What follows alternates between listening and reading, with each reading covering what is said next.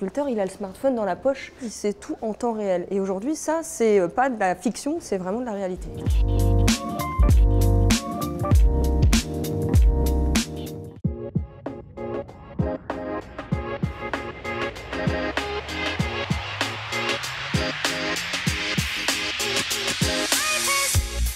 Chez Ostebi, on développe des objets connectés pour l'apiculture. Donc on a développé un module qui permet de suivre à distance l'état de santé des abeilles. Ostebi a trois objectifs. Le premier, c'est d'optimiser les visites de l'apiculteur, savoir quelle ruche à visiter et quoi faire. Lutter aussi contre le taux de mortalité. Et le troisième objectif, c'est de lutter contre le vol de ruches grâce à une solution de tracking, un antivol.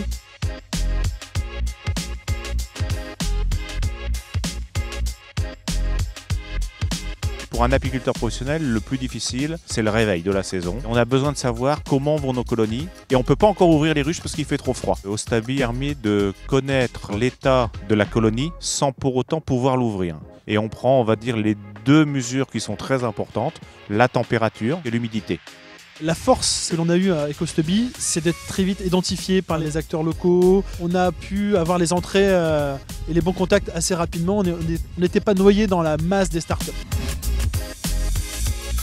Promise cherche à simplifier le métier de l'agriculteur, qui est confronté aujourd'hui à beaucoup d'incertitudes liées à la météo, liées aux cours et marchés, qui est aujourd'hui très connecté, donc qui est un peu noyé et submergé par beaucoup d'informations qui viennent de son tracteur, de ses bâtiments. Et on cherche à collecter, agréger ces données-là pour pouvoir les unifier.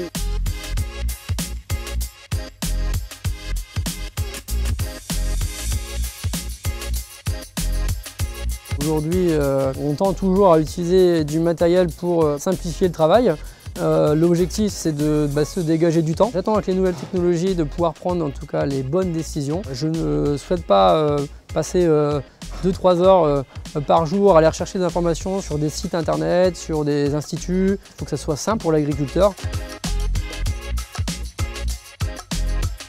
Ça permet d'allier, je dirais, les bienfaits de la ville et de la campagne, d'avoir à la fois les profils tech dont on a besoin à proximité et puis cet ancrage au plus près de nos clients, au plus près de nos utilisateurs.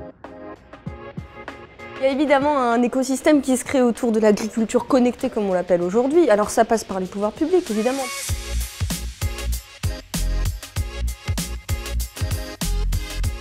Le monde agricole, c'est pas toujours beau fixe, il y a parfois des temps de crise et je pense que justement en intégrant les nouvelles technologies et tous ces outils d'aide à la décision mais aussi d'aide au temps réel, je pense que c'est ce qui peut sauver aujourd'hui l'agriculture.